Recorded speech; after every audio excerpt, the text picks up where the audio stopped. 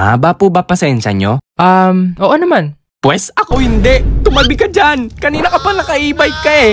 Pagkuha ng lisensya. Naka-like ka na ba? Like mo na yan. Senior high school pa lang ako. Pinipilit na ako ng tatay ko kumuha ng lisensya. Jello, kuha ka na kaya ng lisensya? Next time na lang pa, tinatamad pa ako eh. Hanggang sa umabot yung punto na madami ng proseso ang pagkuha ng lisensya. Na akala mo, idadaan sa kung anong mga makina bago ma-release. Dati kasi, pupunta ka lang dala yung requirements mo sa LTO, kukuha at magbabayad ka ng student license. After 1 month, pwede ka na magkaroon ng non-pro license basta pumasa ka sa written at practical exam. Basic, di ba? Pero ngayon, iba na. Ang dami ng proseso. Deserve! Bale, ganito na yung magiging journey natin sa pagkuha ng lisensya. Magti-TDC, tapos student license, sunod PDC, tapos written and practical exam, tapos non-professional license na. Hindi na natin kailangan ng professional license kasi para sa mga magmamaneho yan ng public vehicles at mga trabaho tulad ng truck at delivery drivers. So, una nating pinuntahan ang TDC or Theoretical Driving School. Nag-enroll muna ako noon kasama yung tatay at pamangkin ko. Magkano po enrollment para sa TDC? Sir, 1,000 na lang po ang TDC natin. Pero mamili po kayo ng mga available na schedules kung available din kayo sa date. Ay, taken na po ako. Sorry ate. Nagyayaya po kayo ng available na date ka ako ng seminar. Diniscuss namin doon kung kailan at ilang araw ang seminar. Tapos pinag-register na ako sa LTMS. Portal siya online ng LTO na gagamitin natin sa mga susunod. Fast forward tayo sa araw ng TDC. Bale may instructor doon kung saan dinidiscuss niya yung mga rules sa daan, mga batas, mga signs at iba pa. Okay students, ano yung gagawin nyo kapag may dumaang emergency vehicle? Humarang sa daan at huwag paunahin. Ay, sa kabila po yung seminar ng e-bike. Hala, grabe naman po kayo sa mga e-bike drivers. Wala naman silang ginagawang tama Ay, mali pala. O baka mag-comment na sila. Di naman namin nila lahat kasi may mga matinong e-bike drivers, okay? Upo ka na lang din dito para ma-seminar ka. After ng discussion, pinag-exam kami. Pakitago na lang ng mga phones kasi may CCTV tayo. Pwede naman mag-open notes basta sarado yung mata. Sa unang araw madali at onti lang yung exam. Nga pala, logical yung ibang questions doon kaya wag nyo madaliin. Kapag pula yung traffic light, anong gagawin kapag nalimutan mo yung sinaing sa bahay?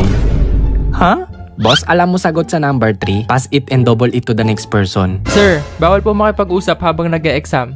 Ay, tinatanong ko lang ano favorite fruit niya. Bale, short exam lang yon and after ng day 1, babalik kayo sa next schedule nyo for day 2. Di-discuss lang doon yung mga mas malalalim na mga batas at kung paano na din magmaneho at ibang parts ng sasakyan. Bale, ma'am at sir, may short exam tayo mamaya. Then proceed tayo sa next discussion. Then may final exam tayo mamaya. 120 items yun, kaya kailangan nyo ipasa. Pag bumagsak ka kasi doon, ibig sabihin papagalitan ka ng nanay mo. De, joke lang. Pero papagalitan ka talaga kasi mahahasil ka bumalik at magbayad para mag-retake ng final exam. At dahil malupit ako, manghula, nakapasa naman agad ako at pinigay na din agad yung certificate. Naalala ko, bumili pa ako ng santol bago umuwi para ma-rewardan ko sarili ko. Favorite ko kasi to Sabi na santol favorite mo After ng ilang araw, mag-a-apply na ako for student license. Finally, makakadrive na ako sa highway. Pero bago tayo mag-apply, may i-introduce akong latest game, ang Ragnarok Origin. Isa tong online RPG game na mas pinaangas ang graphics at may nakakahook na adventure. Sino gusto ng adventure? Wala ka pang lisensya, di ba? Sa Ragnarok Origin, marami kang may explore tulad ng malulupit na labanan, mag-unlock ng items and quests, mga iba't ibang classes and builds. At alam niyo yung the best? Recently lang, may update sila na pwede ka na makipag-interact sa mga pusa. Saktong-sakto to sa mga cat lovers. Cute-cute naman yan! Basically, ang goal mo dito ay lumibot, makipaglabanan at talunin ang mga challenges, dungeons at i-enjoy ang mga bagong updates. Kasabay ng pag-release nito, ang paglabas din nila ng mga new class. Mamo ang port, ma'am? De, ibang class yan. Ang Summoner na may iba't ibang builds at transformations, mga bagong features at dungeons tulad ng Freya Mirage. Take note na sa sobrang hirap nito, kailangan ng 10 tao ang magtulungan para matalo to. Madami ring mga modes and rewards, bagong equipment na Radiant Ornament na may unique stats, marami pang iba. Exciting, di ba? Tara at sabay-sabay nating i-experience ang kakaibang adventure sa Ragnarok Origin, Doram Kingdom, ang bansa ng mga pusa. After ng ilang araw, mag-a-apply na ako for student license. Agahan natin bukas dapat 5 andun na. Grabe naman yun, ang aga. Siguro mga 6 na lang. Ayan, 6 pa more. Sabi sa'yo, agahan natin. Ang dami ng tao. 6 AM pa lang ng umaga, sobrang dami ng tao at mahaba ng pila. Pinakuha muna ako ng medical ni Papa kasi isa yun sa requirements para sa student license. Okay, pakibasa. Ang pogi ni Jello. Ay nako, malabo na mata mo. Sa medical, basta sabihin mo lang para sa lisensya po. Tapos, dalawa yung ibibigay na medical form. Umurangkada naman tayo papuntang PDC or Practical Driving Course. Bale, ito na yung magkakaroon ka ng instructor. Mahaba po ba pasensya nyo? Oo naman. Pwes ako hindi. Tumabi ka dyan. Kanina ka pa naka-e-bike ka eh. De, joke lang. Pero tatanungin ka talaga ng instructor na, May background po ba kayo sa pagmamaneho? pag sinabi mong wala po, hahabaan nila yung pasensya nila or di kaya papapalitan nila yung instructor ng mahaba yung pasensya. Amazing! Bale may oras kang dapat ma-reach. Sa pagkakatanda ko, 4 hours every session yun. Tapos 2 session, bale 8 hours lahat. Depende naman sa instructor kung saan kayo pupunta at ano ang papagawa. Pero most of the time, ipapapark nila kayo.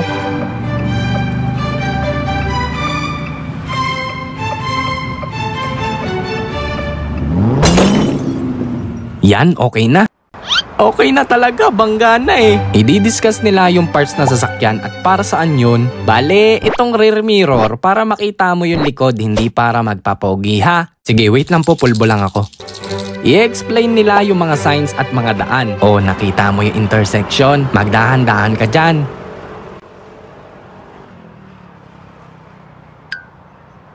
O, lagpas na tayo ng intersection, ba't ang bagal mo pa rin? Di tayo mabagal. Wala na tayong gas. At ang pinaka nakakaba, ang papag-driving kayo sa expressway. Ito, malapit na tayo sa expressway. Mabibilis ang mga sasakyan dito, kaya hanggat maaari, mag 60 km/h ka or dito ka lang banda sa right side, okay? Oh, nice. Mabilis ka na. Sabi niya sa akin, ako lang daw. Pogi naman ako, di ba? Oo naman. Di ba hindi naman ako pangit? Hindi. Ba't may kasama siyang iba? Baka friendly lang. After 1 month, nag-take na ako ng exam. Actually, sa computer kayo papa-examine na parang ComShop setup lang. Okay, login ng LTMS, tapos... Ala, 60 items pala to. Yung quiz nga naming 15 items, 2 lang tinatama ko eh. Sobrang kabado talaga ako nun kasi marami na talaga ako naririnig na bumabagsak talaga sila. Pero laking tuwa ko kasi 53 yung naging score ko. Kaya nakapasa ako. Sir, proceed na kayo sa practical exam. Naghihintay na yung magpapa-exam sa inyo. Sir, kayo po yung... Okay na form mo. Medyo tumiklop yung angas ko nun kasi sobrang nakakatakot siya. Noong nasa sasakyan na kami, chinik ko na lahat ng pwedeng i-check bago mag-drive. Pero ibang-iba talaga yung vibes niya kasi sobrang intimidating siya. Okay naman pag-drive mo at sumunod ka sa mga signs. Pero may isang violation ka. Hala, sabi na dapat nag-toothbrush muna ako eh. Hindi yun. Ay, alin po? Ikaw lang ang naka-seatbelt at ako hindi. Pag inuli ka, sinong titikitan sa atin? Ay, pasensya na po. Tapos may onting tinanong lang siya, last question. At pagkasagot ko, Congrats sir, ito na yung lisensya nyo. Papel pa rin yung lisensya?